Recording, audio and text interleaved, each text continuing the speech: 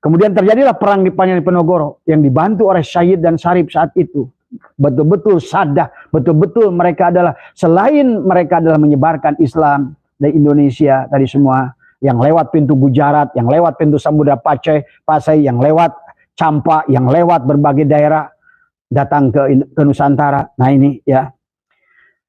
Dan ini betul-betul selama 5 tahun yang merepotkan Belanda. Kemudian, nah inilah kisah diawali ya. Para syahid yang hidup pada saat itu ikut berperang melawan Belanda sampai Belanda keteter. Tapi Pangeran Diponegoro 1830 ditangkap oleh Belanda. Nah ini, Pangeran Diponegoro ditangkap oleh Belanda saat itu. Dan para syahid tidak mau menyerah kepada Belanda. Tidak mau menyerah. Karena dia tahu bahwa dia adalah target daripada Belanda itu. Karena tujuannya adalah menghabiskan. Ingat, perjalanan Vasco da Gama, perjalanan Marco Polo, perjalanan orang-orang dulu itu, termasuk juga adalah pelaut Portugis, semuanya itu diinisiasi oleh Persatuan Gereja saat itu. Assalamualaikum warahmatullahi wabarakatuh, saudara sekalian dimanapun Anda berada. Pada kesempatan kali ini kita akan sama-sama menyaksikan Abah Setu ya, terkait dengan menanggapi daripada buku terbitan dari Robitoh Alawiyah. Jadi dalam penjelasan beliau nanti kita akan menemukan siapa sebenarnya yang melawan Belanda bersama Pangeran Diponegoro, yang Belanda sampai kesulitan mengarahkan daripada Pangeran Diponegoro. Ternyata ada fakta menarik ya, apakah Habib atau Syarif yang bersama Pangeran Diponegoro untuk mengalahkan Belanda ya. Oke, selengkapnya mari kita sama simak video berikut. Pada malam hari ini sahabat, begitu banyak yang bertanya kepada Abah ya tentang buku antitesis yang diluncurkan oleh Robitoh Alawiyah. Yang pertama, saya menghargai dari usaha Robitoh Alawiyah ya, setelah 2 tahun diskursus nasab ini akhirnya bisa mengeluarkan buku antitesis yang tidak kurang dari jumlah 550 halaman ya. Minimal sudah berusaha lah ya, minimal sudah ada ikhtiar. Kan kami selalu mengatakan kami adalah pecinta Dzurriyyat Rasul, kami adalah perindu Dzurriyyat Rasul. Maka oleh karena itu sejak dibatalkannya dengan kitab tesis tulisan Kiai Imaduddin, kami pun berharap kepada Robitoh Alawiyah adalah untuk bisa membuktikan tentang siapa keberadaan Habib ini ya, tentang siapa eksistensi daripada habaib yang ada di Indonesia. Karena kalaupun mereka adalah masih Dzurriyyat, tentu kami sangat mencintainya. Maka oleh karena itulah ya, Abah di sini walaupun belum pernah berjumpa dengan Kiai Imaduddin karena merasa ada yang sudah membatalkan ya, dan kalau berdasarkan dari kitabnya Ibnu Hajar Asqalani, maka pada saat sesuatu yang sudah syuhra wal istifadoh sekalipun, pada saat ada yang membatalkan masalah keistifadohannya ini, maka menjadi batal. Maka tentu saja bagi Abah pribadi membutuhkan 1 tahun sebelum terbit ke medsos untuk ikut karena saking cintanya ingin menjaga marwah baginda Nabi Muhammad Shallallahu Alaihi Wasallam. Karena kita tidak ingin, karena mengimani, meyakini adalah seorang Dzurriyyah itu adalah walaupun tidak menjadi bagian dari rukun Islam dan rukun iman, tentu kita adalah sebagai umat baginda Nabi Muhammad Shallallahu Alaihi Wasallam perlu meluruskan tadi. Maka saya pribadi, Abah pribadi adalah terus menggali data, mencari sejarah, sebetulnya dalam rangka membantu Robitoh Alawiyah supaya barangkali setelah adanya pertemuan menemukan sebuah bukti, apakah itu adalah bukti arkeologi, apakah itu bukti kitab sejaman, apakah itu kitab sejarah, apakah itu dari apapun berbagai aspek. Tetapi sampai hari ini ya, Abah pribadi semakin ingin membantu Robitoh Alawiyah untuk menemukan jati dirinya, malah sebaliknya yang ditemukan adalah semakin jauhnya kenyataan mereka adalah dari Dzurriyyat Rasul berdasarkan kitab-kitab sejarah, dan juga semakin nampaknya perbuatan mereka yang berseberangan justru dengan banyak hal, ya sahabat. Nah itulah maka sebenarnya saya yakin orang-orang yang belum bertemu dengan Kiai Imad hari ini dan berjuang adalah seolah-olah menolak, tapi sesungguhnya adalah ingin menemukan kebenaran yang sejati, menemukan kebenaran yang hakiki, ya. Tapi bagi Abah pribadi sampai pada satu titik penentuan, sampai Abah adalah menyatakan bahwa hakul yakin bahwa mereka adalah bukan dzurriyyat Nabi. Nah ini tentu saja adalah harus dipertanggungjawabkan, adalah dunia akhirat, dohir dan batin kepada orang-orang yang nanti akan mendapatkan pencerahan. Jadi sekali lagi Abah pribadi mengucapkan terima kasih kepada Robitoh Alawiyah yang telah berusaha dengan segala caranya, dengan timnya, telah menyusun kitab yang tidak kurang 550 halaman, ya sahabat.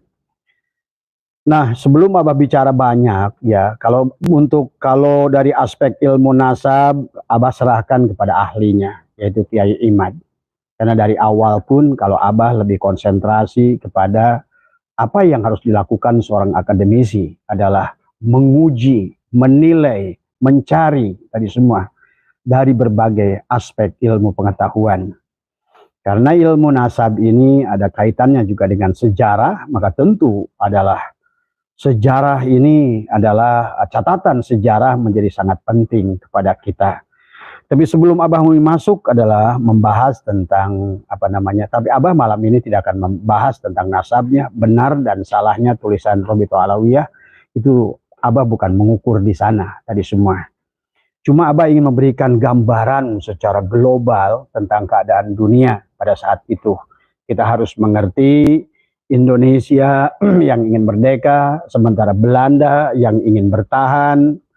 Bersamaan dengan itu ada kekuatan dunia, yaitu adalah kalangan Zionis saat itu, yang mana pada saat melemahnya kerajaan Turki Ottoman saat itu, sahabat. Kemudian Inggris semakin menguat, kemudian juga wilayah-wilayah Hijaz itu sudah.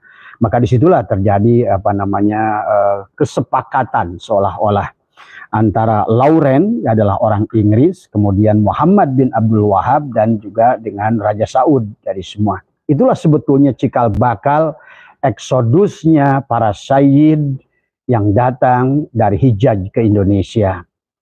Yang nanti dalam inilah Abah tadi siang baru dari Sukabumi adalah berteleponan dengan seorang ulama besar di Sukabumi yang dia menanyakan kepada Abah tadi kenapa kok dia bilang bahasanya beliau sangat, Abah manggilnya Jang Haji gitu kan, kok berani-berani membatalkan nasab Ba'alwi, ya. Dan akhirnya saya terjadi diskusi yang cukup baik di antara kami. Beliau masih mendukung Ba'alwi dan beliau tokoh ulama besar Sukabumi, ya. Tetapi yang Abah ingin gambarkan kepada beliau itu, saya yakin dari tangkapan ngobrol saja sebenarnya kebanyakan ulama-ulama kita yang membela Ba'alwi ini, Abah yakin karena memang sahabat kondisi saat itu antara Sayyid yang datang dari Hijaz yang kemudian memang dikejar-kejar oleh Zionis, oleh Belanda saat itu, karena itulah kenapa Senok Horgronyo dipanggil ke Amerika. Ada 116 orang-orang yang sudah dididik oleh Zionis, yang diantaranya adalah Senok Horgronyo, ya sahabat. Jadi Senok Horgronyo itu nanti punya dua agenda dia di Indonesia. Satu, memang menghabisi keluarga daripada Turki Ottoman, keluarga baginda Nabi yang saat itu adalah Sayyid, yang kemudian dibunuh oleh kelompoknya, karena itulah kesepakatan antara Lawrence adalah orang Israel, orang Zionis, dengan juga Saud yang ingin mendirikan Yahudi dengan Muhammad bin Abdul Wahab. Jadi awalnya itu adalah kisah Wahabi sebetulnya. Maka inilah kenapa dulu Indonesia pernah mengirimkan utusan zaman Hadratus Syekh Hasyim Asy'ari, orang-orang yang ingin mempertahankan adalah situs-situs bersejarah yang ada karena kita sudah dikuasai oleh Wahabi, dan Wahabi itu tiada lain daripada punten adalah Zionis dalam tanda kutip ya sahabat. Nah inilah awalnya, maka Abah pun perjalanannya di sini. Abah mengerti kenapa nanti itu ulama bingung mana Sayyid, mana Habib, mana Sayyid, mana Habib. Betul, saya yakin yang dianggap oleh Kiai Miftahul Ahyar, yang dianggap oleh Kiai Syukron Ma'mun, yang dianggap oleh ulama yang saya tadi ketemu, yang saya teleponan siang di Sukabumi juga, mereka itu, wahai katanya Jang Haji, mereka itu orang-orang mulia, mereka itu para sadah, mereka itu duriat Rasul. Tapi saya menangkapnya, mereka tidak memahami bagaimana sejarah yang terjadi.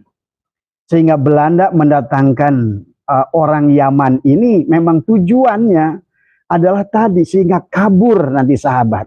Pakaian sama, rupa sama, hidung sama, jenggot sama. Tetapi yang satu Sayyid atau mungkin Syarif saat itu, tetapi sesuatu yang satu memang diciptakan oleh Belanda. Nah ini nanti kita akan bahas pada malam hari ini. Karena saya yakin, betul yang dikatakan ulama tadi, yang saya ngobrol tadi semua. Saya yakin beliau, karena kitabnya jelas, apanya jelas, iya. Tapi saya yakin yang dimaksud beliau adalah Sayyid yang datang dari Hijaz. Yang kemudian nanti belakangan ke sini para Ba'alwi pun membuat saya, bahkan saya punya teman sekarang dia adalah Habib, tapi sekarang saya lihat di WA-nya udah Sayyid, ya. Kan memang seperti itu dari dulu ya. Nanti makanya nanti Abah akan padu dengan bukunya Hub de Jong tentang keadaan Hadramaut saat itu. Kemarin Abah sudah bahas bagian pertama dan Abah akan bahas bagian yang kedua. Jadi siapa Habib ini sebenarnya dan sebenarnya kapan? Sehingga sebetulnya karena hitungan rentan sekian 200 tahun, ya tentu sampai hari ini kita blur bahasanya. Mana Sayyid, mana Habib, mana yang asli, mana yang palsu. Karena memang itulah tujuan Belanda saat itu. Supaya membuat bingung para ulama-ulama saat itu. Ya sahabat. Makanya kenapa nanti ada tokoh-tokoh tertentu. Baik, kita mulai saja. Ya, jadi kalau dari ilmu nasab, Abah tidak akan utik-utik. Biarkan ilmu nasab itu ranahnya Kiai Imaduddin. Ya, biar tidak tercampur baur. Ya, walaupun Abah bisa bicara sedikit, tetapi kita akan melihat dari aspek sejarah yang luar biasa. Ya, jadi bagi Abah, ya tanpa melihat benar dan salahnya isi buku antitesis, yang kalau menurut Abah adalah punten dari orang-orang akademis seperti kita, ya lucu melihatnya. Tapi tidak apa-apa, itu alhamdulillah minimal sudah ada jawaban. Itu walaupun kalau menurut Abah semakin membuat jelas bahwa mereka adalah bukan bagian daripada duriat Rasul. Itu tadi semua ya. Tapi sudah tidak apa-apa. Itu berarti sudah ada ikhtiar baik, sahabat. Saya menghargai timnya Robito Alawiyah tentang itu ya. Jadi yang kita harus yang Abah lihat ya di dalam itu dibacakan ya, tokoh-tokoh yang mendukung Ba'alwi ya. Nah ini kita Bapak ini harus ingat antara Robitoh, antara Alawiyin dengan Ba'alwi ini sahabat. Nanti tapi itu biar ranahnya Kiai Imad. Satu disebut Ba'alwi, yang disebut Alawiyah ya. Nah sebetulnya Alawiyin ini sekarang sudah sampai kepada keturunan yang ke-42 ya, kayak kemudian Sultan Bolkiah itu adalah 43, kemudian Raja Maroko itu adalah 42. Itu Alawiyin. Memang itu dari Ali. Itu dari Sayyid Ahmad bin Isa ya, tanpa Al-Muhajir ya, tadi semua. Ya itu memang dari sana ya, Alawiyin. Dan mereka kalau Abah udah jelaskan tempo hari strukturnya jelas, tidak ada gap. Setiap zaman tidak ada gap, setiap zaman. Nah itulah maka kalau menurut Abah yang dimaksud surah wal istifadah oleh kiai-kiai kita itu kisah Alawiyin yang memang surah wal istifadah kalau menurut Abah. Karena setiap zaman ada orangnya, ada pelakunya, ada penerusnya, dan mereka itulah orang-orang yang nyata adalah memiliki kemuliaan dari dulu bahkan sampai hari ini. Bahkan sampai hari ini yang disebutkan golongan Alawiyin itu adalah ada yang jadi sultan, ada yang jadi raja, ada yang jadi, ya tadi banyaknya orang-orang besar dari semua ya.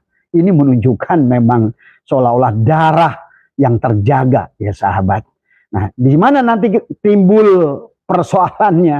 Nah, inilah yang memang ulah Snokhorgronya Panderplas tadi saya jelaskan juga ke beliau. Ini saya bilang, Mama, saya tahu Mama itu cinta pada duriat Nabi, sebagaimana saya cinta pada duriat Rasul. Tapi Mama pasti bingung membedakan mana Habib dan mana Syahid, karena Mama tidak mengerti dari sejarah 1825 sampai 1930, 1932, 1880, sampai akhir nanti 1900, sampai munculnya tokoh Utsman bin Yahya dan Snokhorgronya. Nah inilah, disinilah sebetulnya letak campur aduknya tadi semua.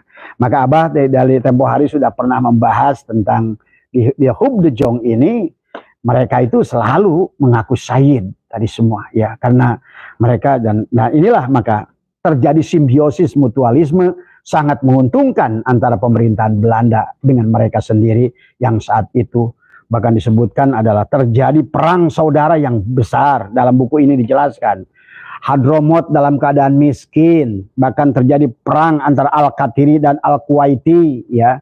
Bahkan disebutkan oleh Hub de Jong bahwa kebutuhan ekonomi mereka saat itu hanya 1/4 untuk kebutuhan rakyat Hadromot saat itu.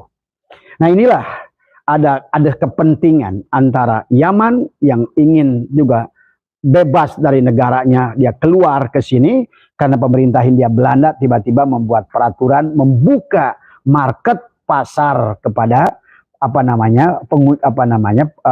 orang-orang yang dari luar Hindia Belanda ya sahabat ya. Jadi sebetulnya di situ saya juga dulu blur gitu kan tadi, mana Sayyid, mana Habib, dan di antara mereka itu apa yang mencirikannya. Nah ternyata sekarang sudah bisa kita bedakan beberapa yang kita bisa cirikan. Nanti di penghujung saya akan jelaskan ada beberapa poin yang mana yang membedakan Sayyid Syarif yang datang dari Hijaz dan mana. Dan ini sebetulnya dimulai dari perang di Penogoro ya. Jadi kita jadi tentang dulu Syekh Nawawi pernah menyebutkan Habib. Tapi walaupun begitu betul Kiai Imad mereka tidak pernah mengisbat ya.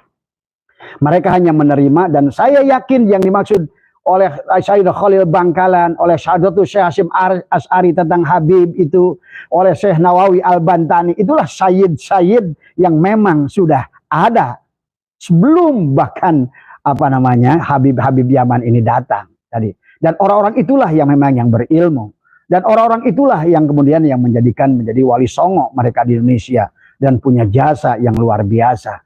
Tapi persoalannya adalah mereka harus berhadapan dengan Belanda. Dan waktu itu Zionis ingin membersihkan seluruh duriat Rasulullah di seluruh dunia. Itu sejak terjadinya pendirian kerajaan Arab Saudi, kemudian oleh Lawrence tadi semua, itulah ada pesan kepada waktu itu adalah CIA, adalah Amerika, yang mana dia meminta adalah pengontrolan di mana negara-negara tempat Syahid dan Syarif itu akan dia berlabuh. Dia akan keluar dari Hijaz saat itu ya.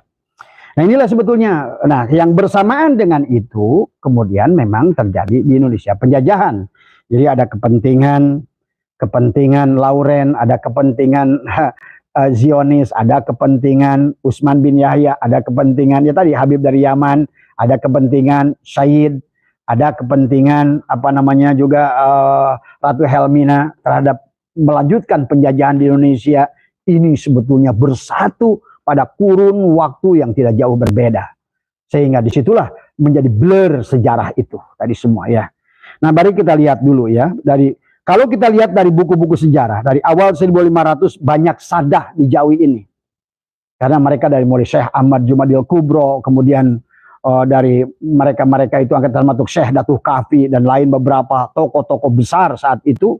Yang sesungguhnya mereka adalah Sayyid dan Syarif yang sudah datang lebih awal, yang memang mereka adalah pedagang, dan mereka itu bergelombang-gelombang dalam beberapa buku sejarah yang Abah baca, karangan Ki Agus Sunyoto, karangan termasuk kalangan Belanda sendiri. Kemudian sampai Abah menelusuri adalah Perpustakaan Nasional Indonesia, menelusuri perpustakaannya adalah Leiden, komunikasi dengan teman-teman juga di Belanda, dan lain sebagainya. Inilah cara upaya saya ingin menemukan Duriat Rasul yang sejati, karena ada yang membatalkan, walaupun saya adalah bersama dengan Kiai Imad, tapi sebetulnya saya ingin menolong Robitoh Alawiyah saat itu. Sebenarnya ada misi, adalah ingin memperjelas kepada kita sesungguhnya mereka itu adalah ketua Rasul. Tapi justru faktanya semakin jauh dari kenyataan, ya sahabat. Nah inilah saya tidak membuat komen karena saya akan menunggu dari kitab Robitoh Alawiyah. Makanya hari ini Abah membuat sebuah natijah karena sudah keluar buku itu, dan Abah membuat penelitian yang demikian ya. Nah inilah yang harus juga kita paham dari aspek sejarah ya sahabat. Kemudian ada ini ya, dikatakan bahwa kemudian mereka yang Sayyid, yang Sadah, yang asli, yang awal ini 1400, ada dari mulai 1300 Masehi ya, ada yang dari 1200 Masehi, karena mungkin bagi teman-teman yang tidak memahami sejarah Wali Songo ya, sebetulnya Wali Songo yang terakhir ini adalah Wali Songo yang keempat sebenarnya. Nah itu. Dan setiap meninggal mereka satu akan diganti dari semua ya. Maka jangan aneh kalau sesungguhnya Wali Songo itu bukan hanya Indonesia, sebetulnya secara itulah seolah-olah adalah penerus yang membawa ajaran baginda Nabi ke seluruh dunia. Maka Anda lihat ada yang dari Palestina, ada yang dari Iran, ada yang dari berbagai negara mereka datang ke Indonesia. Ya, nah kita tidak akan terlalu jauh lah biar Bapak tidak bingung tadi semua ya. Kemudian mereka, menurut Kiai Agus Sunyoto dalam bukunya, bahwa banyaknya Said dan Sarip dari Hijaz Mekah datang adalah sebelum imigran Yaman itu datang. Bahkan Indonesia sudah Islam mayoritas tadi semua.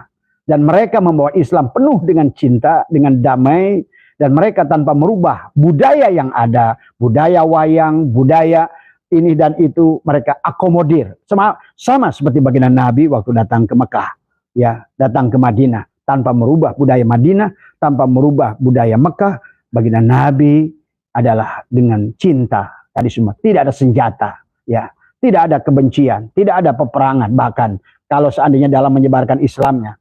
Tapi tadi kebetulan Sayyid ini, terjadilah kasus Hijaz tahun 1890. Ini persoalan awal sebetulnya. Pada saat Wahabi berdiri, kemudian Sayyid dan Sarip dari Turki Ottoman ini dibunuh. Karena memang targetnya Zionis ini menghabisi seluruh duriat baginda Nabi di seluruh dunia. Pahami ini, catat ini. Di seluruh dunia mereka dihabisi, ya. Dan mereka tahu, mereka itu karena sudah ada Sadah Jawi yang datang 200 tahun sebelumnya, sebelum tahun 1500 tadi, maka mereka adalah setelah di waktu itu adalah di Hijaz, di Mekah, dan itu adalah dibunuh, maka mereka adalah eksodus mencari suaka ke sini. Ini pahami ya awal-awal sejarahnya tadi semua. Gerakan pemerintahan kaum Wahabi di Mekah adalah pasca kerajaan Saudi berdiri, banyak Sayyid dan Sarip dibunuh dan mereka eksodus ke Nusantara dan ditampung oleh Hamengkubuwono II. Nah ini, Hamengkubuwono II adalah kakeknya Pangeran Diponegoro. Makanya inilah dikatakan di dalam menurut Kiai Agus di dalam bukunya menuliskan para Sayyid dan dari Hijaz ini mencari suaka di Nusantara dan ditampung oleh Hamengkubuwono II, yaitu kakeknya dari Pangeran Diponegoro. Jadi saat itu sudah melebur tuh, Sayyid dan Sarip itu ada bersama dengan Pangeran Diponegoro Muda dan siap-siap melaksanakan perlawanan. Nah itulah makanya 1825, 1830 tadi semua, dan ya, maka mereka melakukan, Pangeran Diponegoro melakukan perlawanan kepada Belanda dibantu oleh Sayyid ini, dan ini sudah dibaca oleh Belanda dari awal. Maka kenapa mereka itu adalah mengutus nanti Snokor-Gronyo ke Arab Saudi untuk masuk Islam, belajar Arab dan lain sebagainya, karena mereka akan mengejar Sayyid ini ke Indonesia, ke Nusantara saat itu. Ini harus dipahami ya. Kemudian terjadilah perang di Pangeran Diponegoro yang dibantu oleh Sayyid dan Sarip saat itu. betul-betul sadar, betul-betul mereka adalah, selain mereka adalah menyebarkan Islam dari Indonesia tadi semua, yang lewat pintu Gujarat, yang lewat pintu Samudra Pasai, yang lewat Campa, yang lewat berbagai daerah datang ke Nusantara. Nah ini ya. Dan ini betul-betul selama 5 tahun yang merepotkan Belanda. Kemudian, nah inilah kisah diawali ya. Para syahid yang hidup pada saat itu ikut berperang melawan Belanda sampai Belanda keteter. Tapi Pangeran Diponegoro 1830 ditangkap oleh Belanda. Nah ini, Pangeran Diponegoro ditangkap oleh Belanda saat itu. Dan para syahid tidak mau menyerah kepada Belanda. Tidak mau menyerah. Karena dia tahu bahwa dia adalah target daripada Belanda itu. Karena tujuannya adalah menghabiskan. Ingat, perjalanan Vasco da Gama, perjalanan Marco Polo, perjalanan orang-orang dulu itu, termasuk juga adalah pelaut Portugis, semuanya itu diinisiasi oleh Persatuan Gereja saat itu. Jadi kita bukan untuk menjelekkan agama lain, tapi saat itu, itulah maka kenapa Portugis diutus, Belanda diutus, itu sebetulnya misi agama awalnya. Nah ini yang harus dipahami juga oleh kita. Jadi kita inilah perlunya kita. Dan termasuk Vasco da Gama, termasuk Santos Domingos yang akhirnya dia membuat hari dari Ahad menjadi Minggu dan lain sebagainya dari semua ya. Itulah yang datang ke Malaka, yang datang ke Ternate, Tidore dan lain sebagainya. Nah ini harus dipahami oleh teman-teman semua ya. Kemudian Pangeran Diponegoro ditangkap Belanda dan para syahid tidak mau menyerah kepada Belanda dan mereka menyebar ke seluruh wilayah Indonesia. Jawa Timur, Kalimantan, Aceh saat itu, dan juga sebagian Jawa Barat, mereka menyebar dari semua.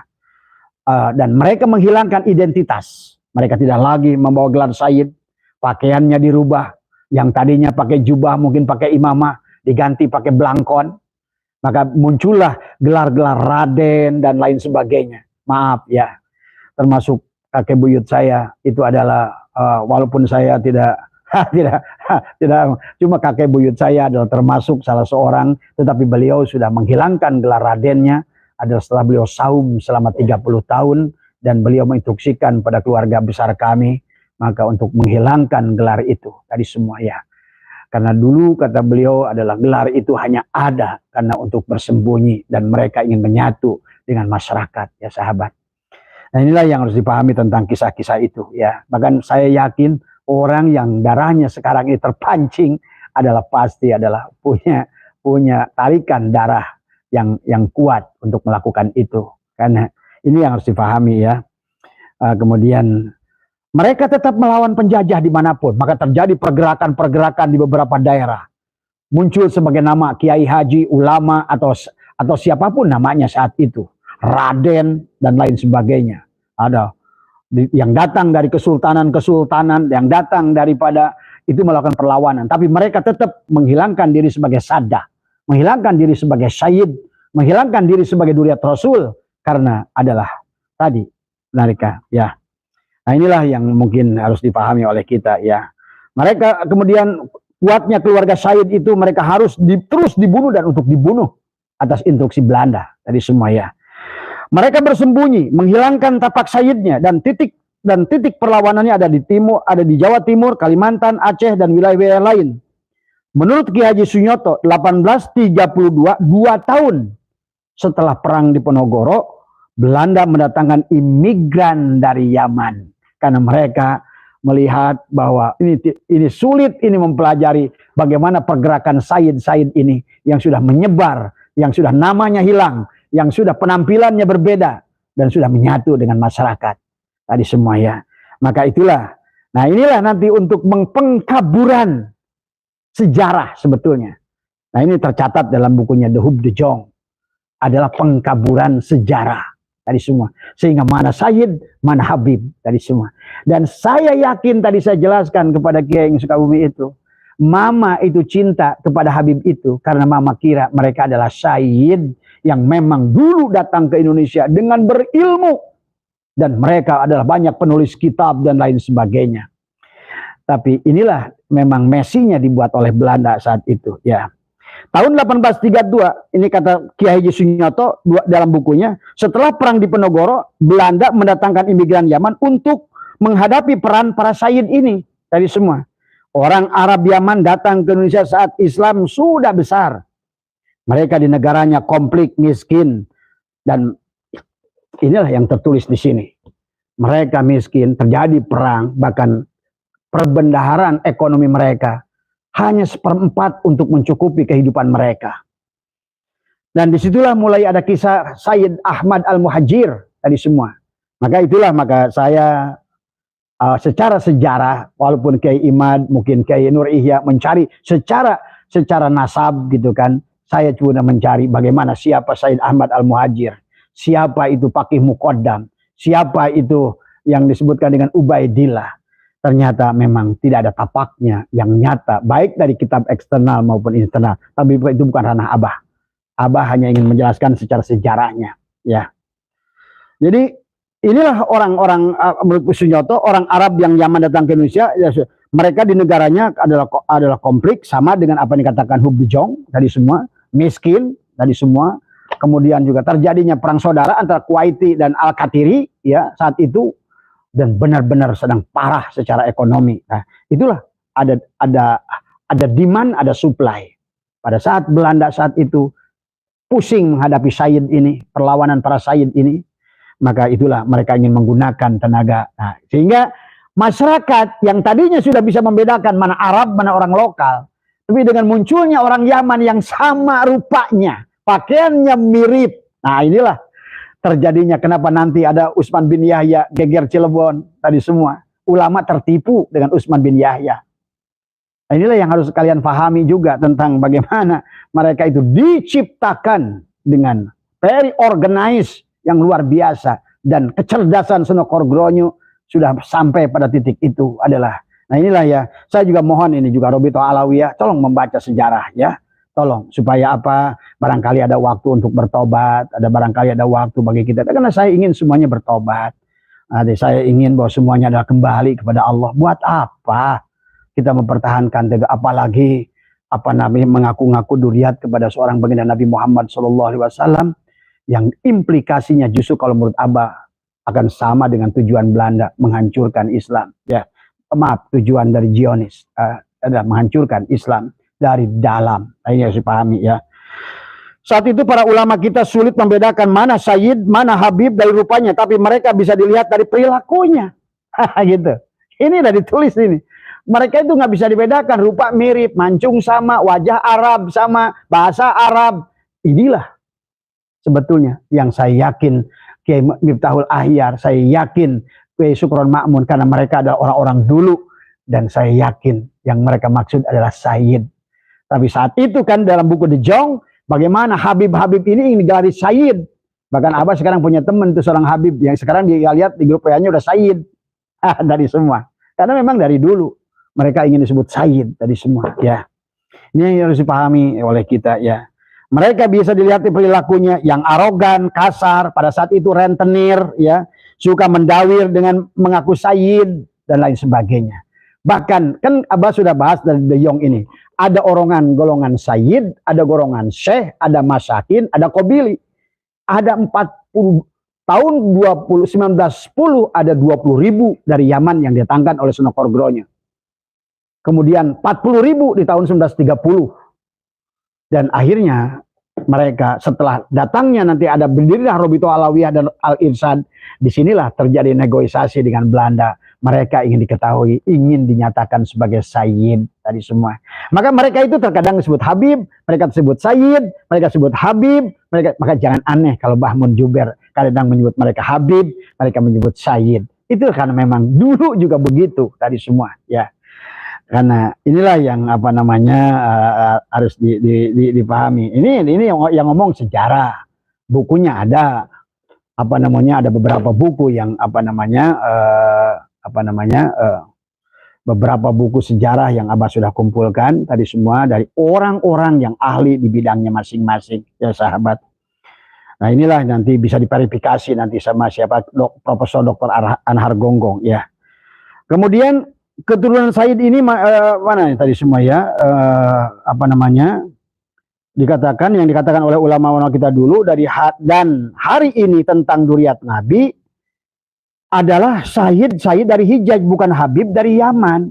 yang mereka berilmu itu, yang mereka memiliki kelembutan itu, yang mereka memiliki hilimnya seorang berilmu itu, itulah maka mereka sebagian disebut Habib. Karena Habib itu dari awal sebetulnya tentang orang, Sayyid dan Sarif, yang saling cinta mencintai antara pribumi dan mereka. Tadi semua. Jadi panggilan Habib itu sebenarnya awalnya. Tadi semua. Jadi Habib itu adalah sebetulnya panggilan tertinggi di antara Sayyid dan Sarif. Karena sangat dicintai dan mencintai, hubungan yang sangat indah saat itu sahabat. Nah, itulah kenapa ya. Itu tentang ya harus dipahami juga ya. Kemudian dikatakan di sini bahwa mana Sayyid, mana Sarif, mana Habib nggak jelas. Rupa mirip, pakaian mirip, bahasa mirip, tapi akhlak yang beda. Ini sudah terjadi waktu itu juga. Bahkan tentang maaf kalau hari ini mirip-mirip mereka tadi semua ya. Tentang kisah-kisah mereka yang Abah sudah pelajari, 3 zaman, 3 periode memiliki kesamaan yang sama. Memiliki kesamaan yang sama. Di antaranya adalah tentang kafa'ah tadi semua ya. Tentang kafa'ah tadi semua, tentang menikah seorang syarifah dengan, karena Sayyid dan Sarif tidak. Tadi semua saya banyak menyaksikan keluarga Sarif, Sayyid yang menikah dengan orang biasa tadi semua di Indonesia ya. Tapi hanya mereka tadi semua ya. Inilah untuk menjaga klan mereka. Sebetulnya walaupun dibalikan oleh mereka seolah-olah untuk menjaga kemurnian, ada tadi semua yang jaga justru yang karakter yang sama itu yang ingin dijaga oleh mereka tadi semua ya. Nah ini sebetulnya dalam kitab dalam buku Hub de Jong ini mencari identitas perjalanan orang Yaman ini sudah banyak, termasuk mereka adalah parasit makam, mereka itu kalau bisnis adalah licik, kemudian mereka adalah disebutkan di sini adalah ya tadilah ya. Silakanlah nanti Robito Alawiyah beli buku juga sendiri ya. Silakan pelajari. Ambil buku, ada beberapa yang bagus dari Perpustakaan Nasional tadi semua tentang sejarah Indonesia. Gabungkan karena terkadang yang di sini disebut Sayyid, di sini disebut Habib tadi semua. Ternyata mereka itu tadi semua ya. Jadi inilah yang membuat ulama sekarang kita ini tidak bisa membedakan mana Sayyid dan Sarif, walaupun akhlak mereka itu sebenarnya nampak berbeda tadi semua ya. Nah, kemudian keturunan Sayyid ini masih banyak menyebar di Nusantara. Kemudian sekarang adalah disebut keturunan Duriat Wali Songo tadi semua ya. Sementara keturunan-keturunan Habib Yaman ini juga banyak tadi semua. Dan hanya bisa dibedakan dari perilaku, akhlak, perbuatan, tutur kata tadi semua dan pola hidup. Nanti akan Abah bahas ada beberapa yang bisa membedakan mana Sayyid dan mana Sarif itu, yang mana Habib itu sebetulnya. Minimal ada beberapa ya yang Abah akan kemukakan di sini. Lihat saja kasus-kasus mereka sekarang. Belum lama ini tentang Habib ini, Habib A, Habib B, Habib C, semua tadi ya. Dan bahkan mereka ada bahasa meniduri ahwal adalah ibadah. Tadi semua. Berzinah dengan ahwal itu, bahkan dengan cara meniduri mereka itulah katanya kami mensapati kalian. Ini tadi. Aduh, Allahu Akbar. Allahu Akbar. Tadi semua. Astagfirullahaladzim. Tadi semua. Begitu banyak.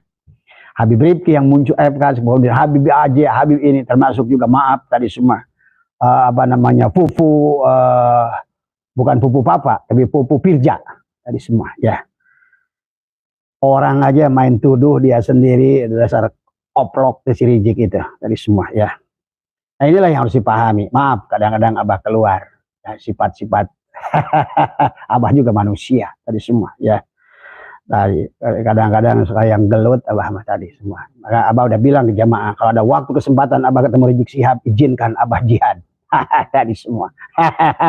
Ini candaan Abah ke anak-anak Abah sendiri. Karena kata Abah inilah yang harus dibereskan dulu ya.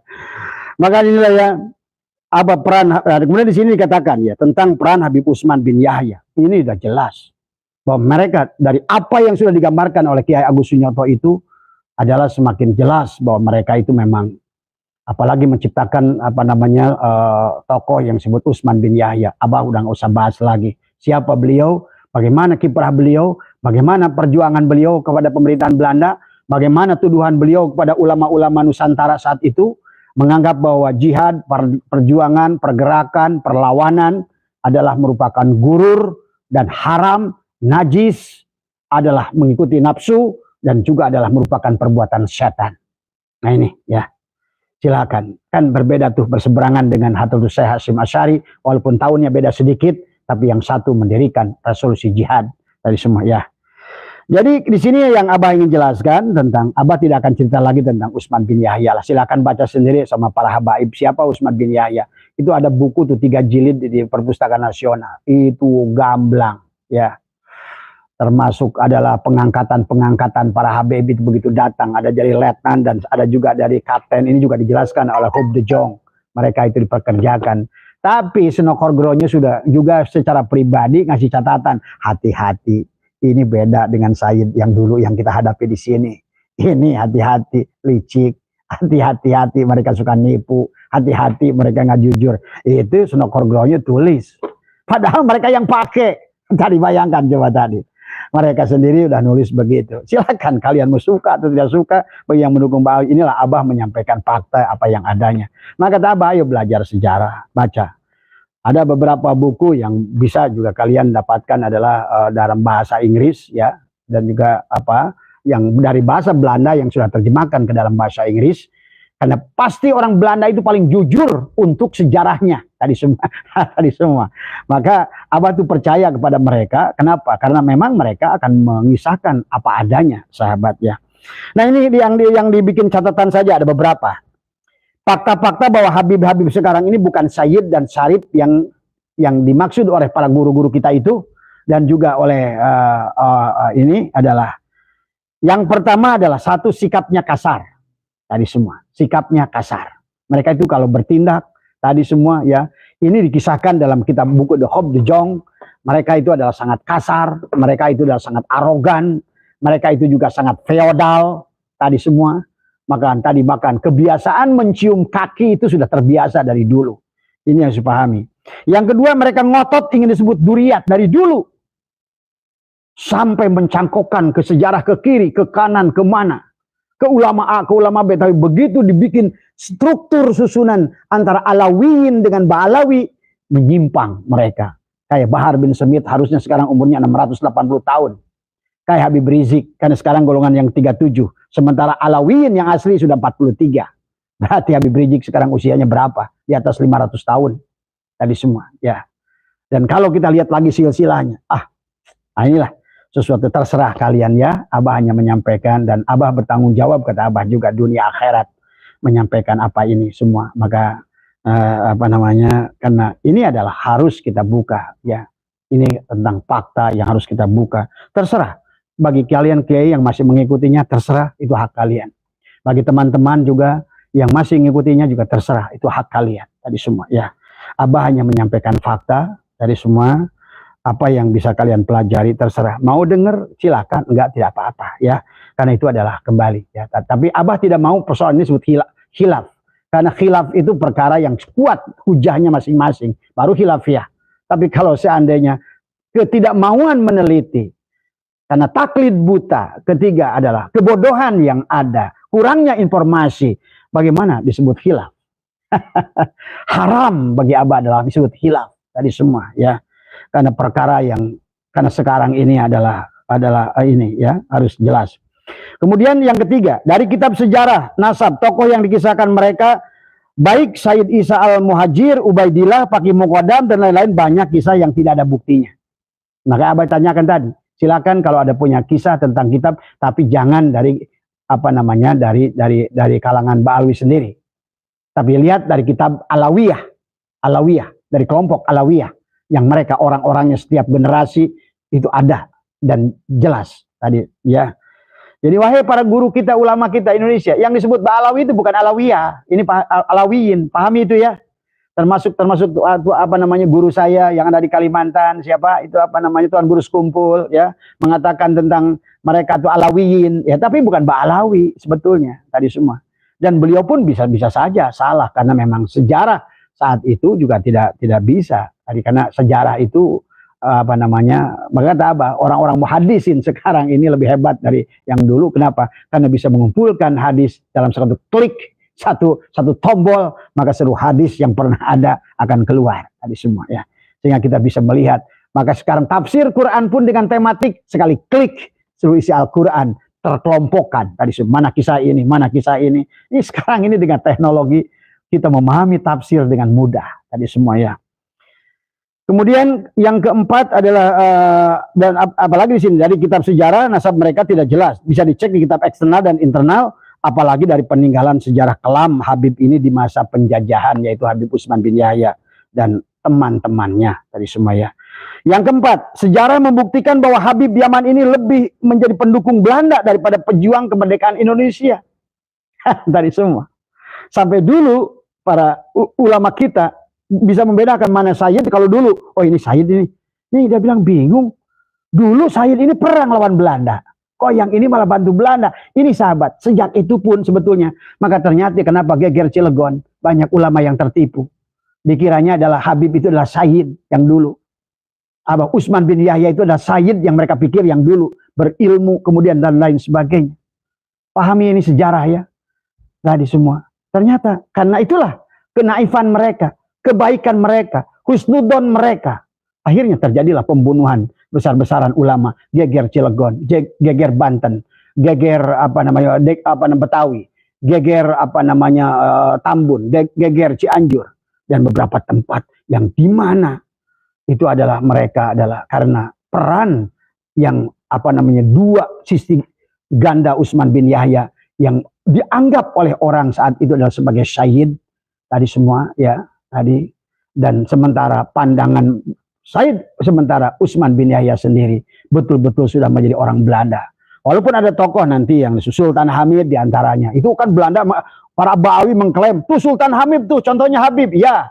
Tapi Sultan Hamid pun sebetulnya adalah sama karena pada saat Indonesia mau merdeka dia malah ada di Belanda mendapatkan penghargaan. Nggak ada bedanya dengan Habib Utsman bin Yahya. Tadi semua ya.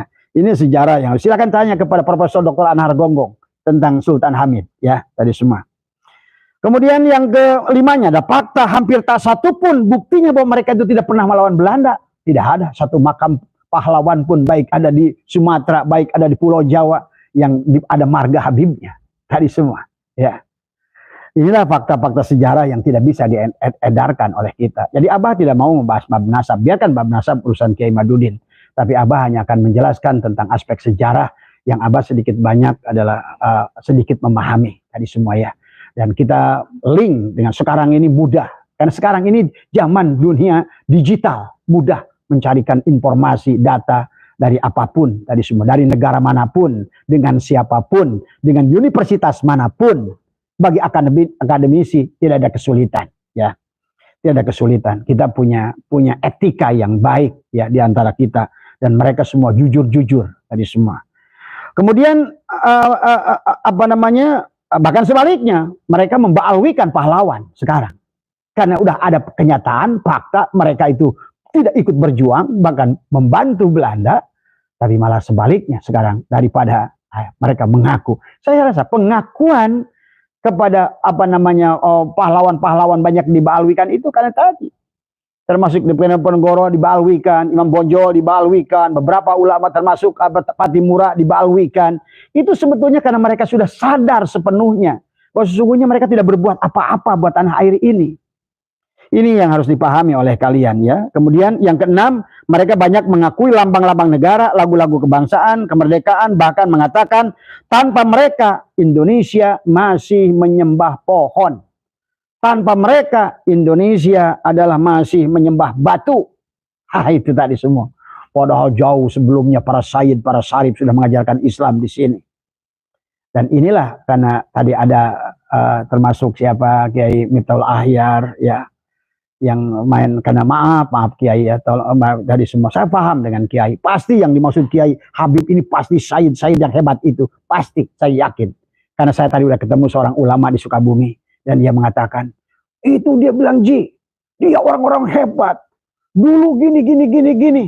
Mama, itu tuh dulu Said. Saya tahu kok yang datang itu siapa dulu. Ya, harus dipahami. Inilah pagujudnya,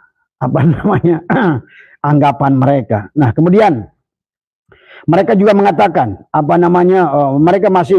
mereka banyak yang mengakui lambang negara, lagu-lagu kebangsaan, kemerdekaan, bahkan mengakui kemerdekaan, bahkan mengatakan tanpa mereka kita masih menyembah pohon, batu. menghina ulama Nusantara dengan mengatakan Habib yang geblek, Habib yang edan, Habib yang bodoh, Habib yang jinah itu lebih baik. Nah, itu. Kemudian, oleh ulama-ulama yang membelanya itu ternyata dari kitab karangan mereka. Nah, itu yang harus dipahami oleh kita. Sebetulnya sederhana, sebetulnya bagi ulama-ulama sekarang kita pun harus ngerti. Bagi Abah pribadi, Abah bukan ahli hadis, tapi sekarang ini hadis itu bisa dideteksi dengan kolbu tadi semua. Karena Rasulullah dan Allah itu memiliki misi yang sama. Maka sesuatu yang berseberangan dengan akal, dengan sesuatu yang baik menurut agama, saya yakin itu adalah pasti palsunya. Makanya sekarang nggak usah musalatul hadis dalam bahasa ini. Kita habis mana hasan, mana mutawatir, mana maudhu, mana doib dan lain sebagainya. Dari satu kata pun sudah kelihatan. Oh ini doib, ini maudhu ini. Itu tadi semua. Ya. Ini udah kelihatan dari emosinya, dari apanya, dari spirit yang disampaikannya, dari kebenaran, dari yang tersembunyi di sebaliknya hikmahnya itu pasti bukan tadi semua. Maka termasuk juga ini para tadi yang ceramah mereka membolak-balikan hadis dan ada 1000 kisah lagi lah keburukan mereka. Saya tidak mau lagi mengulang karena terlalu sering diulang-ulang. Cuma mudah-mudahan barangkali menjadikan masukan tambahan kepada kita semua ya. Kemudian mereka mengagung-agungkan Tarim dengan beraninya, dengan bangganya mereka mengagungkan Tarim. Padahal ya Allah, tadi semua, hei sahabatku, para habaib, baca buku ini saja tadi. Kenapa kalian datang ke Indonesia? Karena miskinnya negara kalian itu. Dan di mukadimah buku ini Hujjah mengatakan tadi, kalian datang karena ekonomi. Yang betul mencetak ulama itu Habib Taufik bukan kalian, tetapi para syahid yang awal. Betul, mereka itu mencetak ulama. Betul, saya akui. Bagaimana model Habib Taufik, wali Pentagon, mau mengajarkan ilmu kalau bab makruh aja nggak ngerti. Bahkan bagaimana saya bodoh baca kitab, tapi tidak sebodoh Habib Lutfi. Maaf. Makanya saya bisa mengatakan, dari bacaan Fatihah pun, saya sudah meyakini mana Said Zulfikar dan mana Habaib. Maaf, bukan menghina. Ini kenyataan. Bahkan sekelas Umar Al-Hafiz yang kalian banggakan itu, mana Fatihahnya? Dibandingkan dengan Said Zulfikar, tanah ke langit. Ya. Ini fakta-fakta sejarah yang harus kalian pahami. Nah kalau perlu ya tadi, selain tes DNA kata saya nanti, para Habib itu suruh baca Fatihah. Tadi semua. Ya. Suruh jadi imam satu-satu, baru tes DNA. Karena tadi udah terlanjur kalian mengaku dan terjadi sejarah yang messy, dan inilah peran negara yang harusnya memperjelas mereka itu memeriksa, karena ini akan bahaya ke depannya. Abah kasih tahu, bahaya buat negara ini. Apalagi kami adalah tuan rumah, tadi kami adalah pemilik bangsa ini, kami adalah tuan-tuan kalian, tadi semua. Itulah kenapa, inilah yang harus dipahami ya oleh kita semua. Tolong, ini yang bicara itu dari jiwa, dari raga, bukan dengan kebencian, tapi dengan cinta. Karena saya cinta negeri ini, saya cinta Islam, saya cinta Rasulullah, saya cinta Duriat. Saya tidak ingin orang Indonesia banyak masuk neraka hanya gara-gara seperti ini. Ya, inilah ya, maka Abah tidak akan banyak ya tadi, selain mereka mengagungkan Tarim. Dan kita lihat pendukungnya saja sama. Itu ya Tarim itu bukan sholawat, itu lagu. Lagu untuk mengagungkan negara orang lain. Kalian hidup dan makan di sini, beol di sini. Ya. Coba wahai rakyat Indonesia tadi semua, walaupun kembali ya Allah, hidayah itu milikmu. Hidayah itu milikmu semua. Tetapi kembali ya, ikhtiar yang harus kita lakukan tadi semua adalah terus kita lakukan dengan bersabar, dengan adab dan etika. Tetap tadi semua ya. Kemudian yang fakta yang ketujuh, hasil tes DNA mereka di seluruh dunia jauh. Ya, semuanya G. Dan kalau kita kisah dulu waktu adalah siapa namanya, itu yang namanya Muhammad Sulaiman, yang merupakan adalah orang Turki, orang Irak saat itu, yang dialah yang pertama mengaku Said Ahmad Al-Muhajir. Itulah Said Ahmad yang palsu itu. Itu kan dia memang selain Syiah, dia itu adalah memang Zionis, Yahudi. Harus dipahami itu tadi semua. Dan De Jong pun De Jong mengatakan di sini, mereka adalah merupakan keturunan Husaini tadi, Husain tadi semua. Bahkan menunjukkan mereka keturunan Husain itu pada saat datang ke Indonesia mereka nggak mau menikah dengan keluarga Hasan dengan bahasa kafaah. Itu mustahil. Mustahil. Tuh lihat Rasul. Sampai saya berkata, kalau seandainya menikahi Syarifah itu adalah melanggar menurut Rasulullah. Saya dari awal saya bilang tadi. Wallah, saya bilang tadi. Saya keluar dari umatnya dulu. Karena saking yakin. Kenapa? Basyiroh saya tidak bisa dibohongi. Saya bukan melihat dengan dohir doa. Tapi juga Abah melihat dengan batin. Ya. Nah ini yang harus dipahami dari semua. Masa saya harus katakan apa yang saya lihat tentang wujud-wujudnya? Nah, ini kan jadi fitnah dari semua. Tapi cukuplah kata-kata saya. Bahkan saya udah jamin siapa yang ingin meninggalkan kalian. Dan kalian takut merasa berdosa. Salahkan pada Haji Asep. Pada Abah Setu. Ya. Demi Allah. Kalau Kiai Madudin bertanggung jawab dunia akhirat. Abah juga sama. Walaupun Abah nggak kenal dengan Kiai Madudin, Abah nggak peduli dengan Kiai Madudin. Karena yang dibela bukan Kiai Madudin. Bukan yang dibela oleh siapapun. Tapi yang dibela adalah duriat Rasul. Yang harus kita murnikan. Yang harus kita sucikan. Kalau nanti ini dibiarkan berkembang akan seperti apa Islam Indonesia. Dan Abah nggak yakin nanti anak keturunan ke depan akan mampu bertahan daripada pengakuan. Karena tadi beda. Mereka itu, gen-gen mereka itu beda. Mereka akan minta bukti nanti itu. Dan kalau kalian tidak bisa membuktikan, akan terjadi perang saudara di Indonesia. Kita sekarang masih bisa bersabar. Kita sekarang masih bisa menerima. Memaafkan. Memang kita harus memaafkan. Jadi hasil tes DNA melenceng di mana-mana. Di Malaysia melenceng. Di Yaman sendiri melenceng. Di beberapa negara melenceng. Habib Umar Al-Hafiz pernah dites di Maroko melenceng. Haji Ali Al-Jupri, bahkan maaf setelah diteliti ternyata bapaknya itu adalah seorang komunis, kakeknya. Bahkan di Indonesia tentang Musa Al-Munawar, tentang Aidit, tentang Barokbah dan lain sebagainya. Itu dari Yaman Selatan. Semua. Karena Indonesia itu tidak punya darah seorang komunis. Makanya wahai saudaraku, temanku yang ganteng Habib Rizik, tolonglah. Jangan dikit-dikit menuduh orang-orang kayak Yaman ini komunis. Ini coba. Tadi semua. Biasanya komunis itu menuduh komunis. Hati-hati. Karena sama. Dulu Robito Alawiyah menuduh Ahmad Sukarti sebagai komunis. Dari dulu kalian itu selalu bilang komunis. Ya. Padahal lihat Banul Ahdal, Banul Kudaimi. Bagaimana bukti bahwa mereka tidak pernah. Mereka lah saksi hidup yang mengapani. Mereka yang menguburkan. Mereka yang nyolatkan. Itu mereka sudah membuktikan. Bahwa ternyata yang mengaku Said Ahmad itu adalah Muhammad Sulaiman itu. Adalah orang yang memang dari awal sejak di Irak sendiri sama semuanya karena ekonomi. Orang kalau sudah ekonomi nggak makan, itulah pikiran gelap. Tapi pada saat pikiran gelap terjadi saat itu 100, 500 tahun, 1000 tahun kemudian akan jadi kehancuran. Tadi kesalahan yang sudah dianggap surah wal istifadah tanpa apalagi riset dan pengujian. Padahal semua sudah disiapkan oleh Allah. Inilah kebodohan. Ya, kebodohan. Kemudian Abah tidak akan, sebetulnya ada 100 yang Abah ingin bacakan di sini. Tentang fakta-fakta mereka bukan Habib. Tadi semuanya ada 10 tanda seorang Sayyid. Pun saya tidak bisa bahas di sini. Tapi karena takutnya ada kelamaan. Tapi yang saya ada tadi minimal ada 10 saja yang saya sampaikan. Sekarang bahkan mereka sahabat. Sudah sampai kepada puncaknya. Suriah NU sudah ada 10 Habib yang duduk di sana. Mungkin mereka menganggap inilah syahid-syahid orang-orang keturunan. Itu 10 adalah Habibnya. Tapi Habib irengnya. Di sekitarnya juga Habib ireng.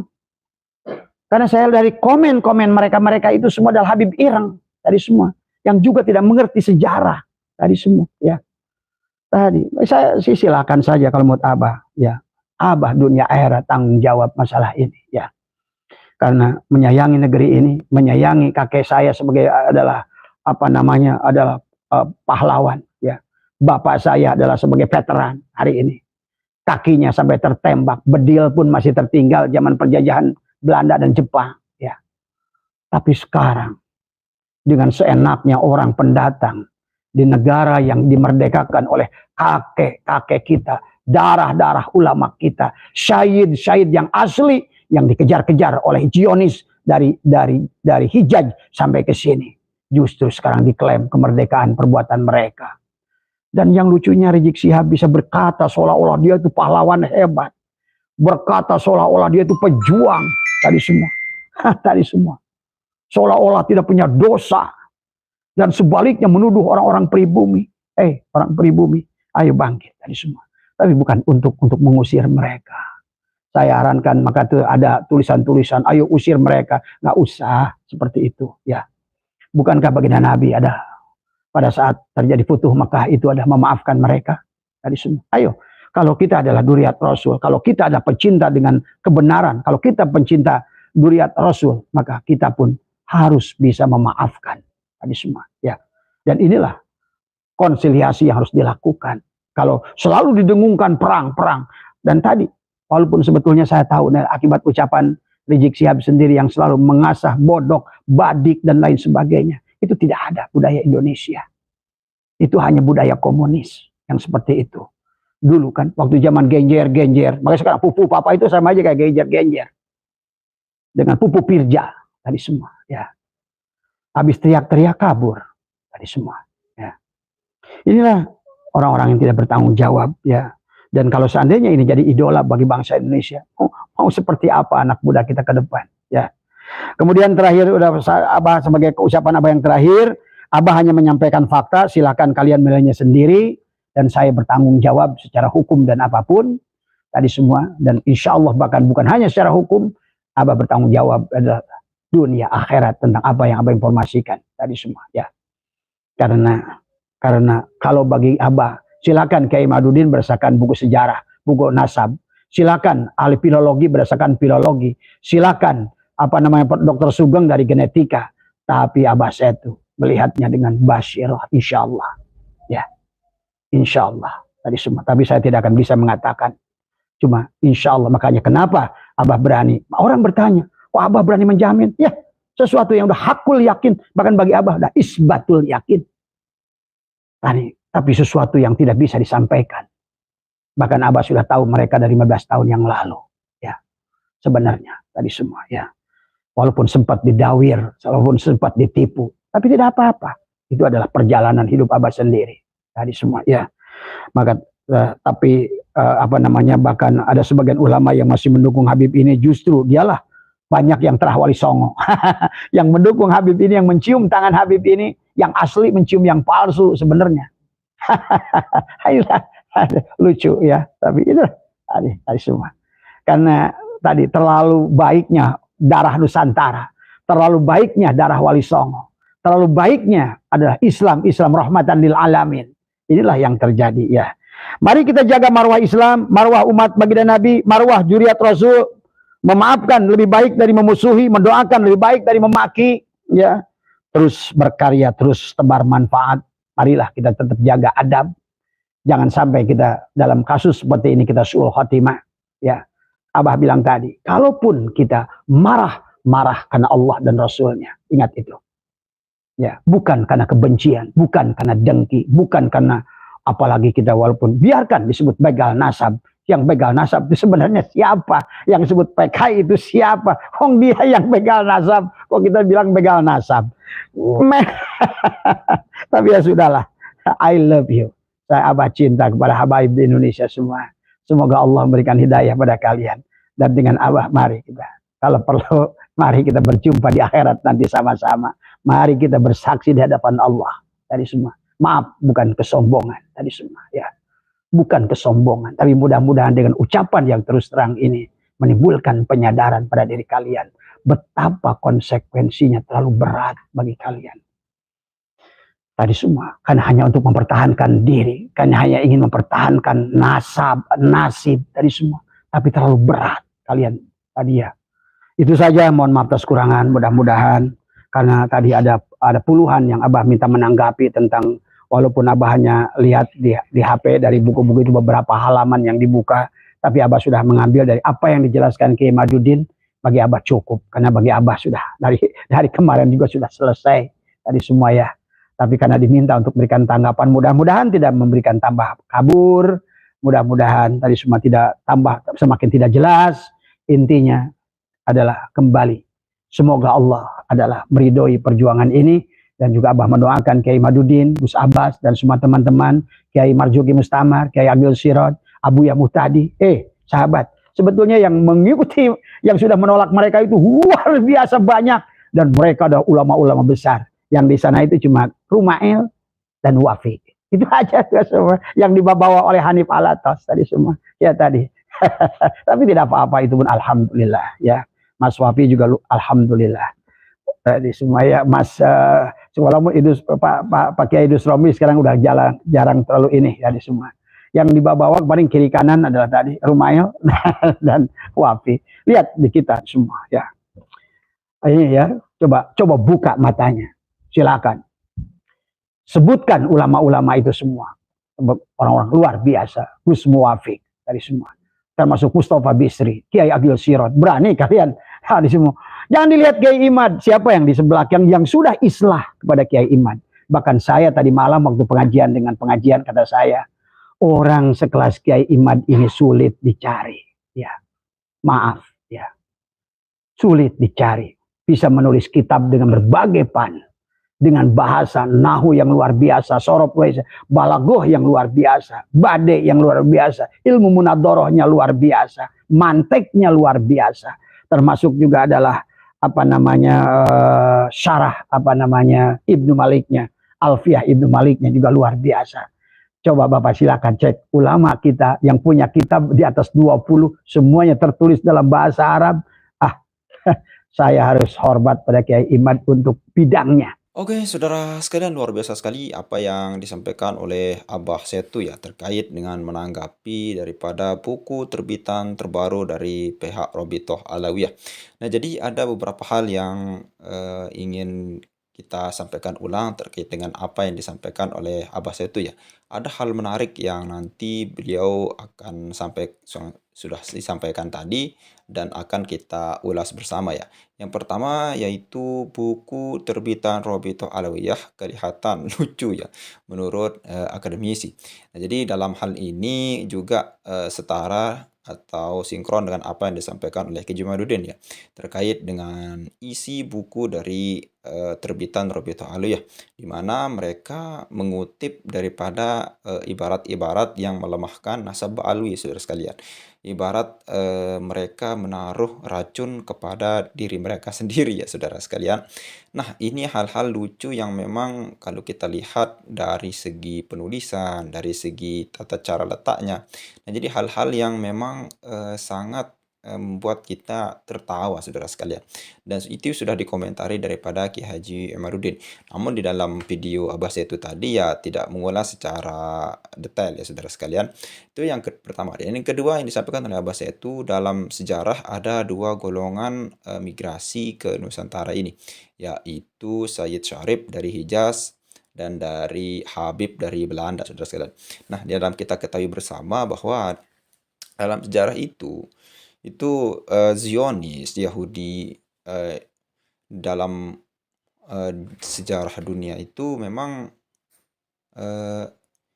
ada dua daripada golongan yang datang bermigrasi kepada kita di Nusantara ini, yaitu salah satunya Sayyid Syarif yang memang yang diteror sama orang Yahudi dulu, yang kemudian ingin dibunuh untuk membinasakan daripada keturunan Rasulullah SAW. Akhirnya lambat laun lambat cerita Sayyid Syarif yang dari Hijaz ini datang kepada migrasi kepada Nusantara, lalu kemudian mereka di dalam kamuflasekan dirinya itu mereka berbaur ya, menghilangkan daripada ciri khas mereka, bersorban, mungkin dilepas sorbannya dan lain sebagainya. Ini memang keturunan asli daripada Rasulullah SAW. Nah, dalam penjelasan Abbas itu tadi, saudara sekalian, nah, orang-orang Sayyid Syarif ini berbaur bersama masyarakat, lalu kemudian lambat laun singkat ceritanya itu bergabung bersama para pribumi ya untuk melawan daripada penjajah Belanda dulu. Nah, salah satunya mereka bersama daripada Pangeran Diponegoro ya, yang kita ketahui dengan jelas bahwa dalam sejarah Pangeran Diponegoro adalah salah satu tokoh yang paling sulit dikalahkan oleh oleh Belanda, saudara sekalian. Dalam hal ini Christian Stronkergronya, salah satu orientalis daripada Belanda yang memang sangat pintar disekolahkan oleh Belanda untuk kira-kira menyaingi ya. Karena pribumi dulu itu sangat taat kepada para kiainya. Nah, oleh karena itu dengan eh, apa ya bisa kita bilang strategis Christian Sonnekergrunya ini untuk menyamar menjadi Abdul Ghaffar ya kalau tidak salah namanya. Nah, kemudian membuat versi tandingan ulama versi dia. Nah, kemudian setelah itu sedikit demi sedikit menyadari lemahnya daripada apa ya bisa kita bilang kekuatan daripada pribumi dulu. Lalu itu terjadi akhirnya rusaklah daripada perjuangan pribumi dulu dari dalam, saudara sekalian. Nah, dalam hal ini yang menarik, saudara sekalian, kira-kira siapa sebenarnya orang-orang yang memang berjuang bersama Pangeran Diponegoro? Ternyata dalam sejarah itu adalah eh, para Sayyid Syarif yang dari Hijaz yang berjuang bersama Pangeran Diponegoro untuk mengalahkan Belanda, saudara sekalian. Oleh karena itu mereka berjuang sampai titik darah penghabisan, saudara sekalian. Nah, hal ini bukan daripada Habib emigrasi Yaman. Kalau Habib yang dari Yaman itu memang sengaja didatangkan oleh Belanda, saudara sekalian, dan diangkat oleh Belanda. Salah satunya tokoh mereka Habib Utsman bin Yahya itu diangkat oleh Ratu Helmina, saudara sekalian. Nah, ini hal yang memang apakah dalam logika ketika orang didatangkan oleh seseorang itu, apakah dia akan melawan, saudara sekalian? Tentunya tidak. Pasti dia akan membantu siapa yang berjasa untuk dia. Dalam hal ini, Utsman bin Yahya, salah satu nenek moyang daripada Habaib yang ada di Indonesia sekarang ini, yang memang diangkat bahkan dalam satu sejarah ya. Beliau itu mendoakan Ratu Helmina, saudara sekalian. Nah, ini merupakan hal yang memang bertentangan dengan apa yang disampaikan Habib Rizik, bahwa yang menyatakan bahwa Habib Utsman bin Yahya itu adalah orang yang paling berjasa untuk apa ya, untuk Indonesia ini atau untuk NKRI ini. Kenapa? Karena membantu daripada pribumi melawan penjajah Belanda. Itu versi Habib Rizik, saudara sekalian, seperti yang kita ketahui dalam videonya. Tapi yang kita eh, dengar dari beberapa ahli sejarah itu tidak ada, saudara sekalian. Bahkan Habib Utsman bin Yahya ini adalah orang yang paling berjasa dianggap oleh Belanda, bahkan diberikan penghargaan oleh pemerintah Belanda karena sangat berjasa membantu Belanda ya, saudara sekalian, di dalam melemahkan perjuangan pribumi dulu, saudara sekalian. Nah, hal ini yang menjadi pembelokan-pembelokan sejarah memang dari dulu ya, saudara sekalian. Dan ada hal yang menarik juga, yaitu perbedaan antara Habib dan Syarif itu dulu memang karena mereka sama-sama dari Yaman, seperti yang disampaikan oleh Abbas itu sangat sulit sekali untuk membedakannya. Namun dalam hal ini kita bisa lihat dari sikap dan wataknya, saudara sekalian. Bisa Anda lihat seperti haplogrup J1 yang pernah kita upload itu, silahkan di scroll video-video saya, yaitu ada dari kalangan klan Zubaidi ya, Al-Adda dan Al-Katiri, saudara sekalian. Itu haplogrupnya J1, saudara sekalian. Dan kita lihat tutur katanya dan lain sebagainya itu sangat luar biasa sekali, lemah lembut. Nah, berbeda dengan Habib-Habib ini yang memang haplogrup G, saudara sekalian. Ya, kita lihatlah bagaimana kata-katanya kasar, keras, dan sebagainya. Kita bisa bedakan dari hal itu, saudara sekalian. Seperti yang dikatakan oleh Agus Suyoto di dalam bukunya, ya, salah satu ciri-ciri daripada keturunan atau zuriat palsu Nabi Muhammad SAW itu ya berwatak keras, saudara sekalian. Ya, mungkin hanya itu saja yang bisa kita sampaikan. Sekian, Assalamualaikum warahmatullahi wabarakatuh.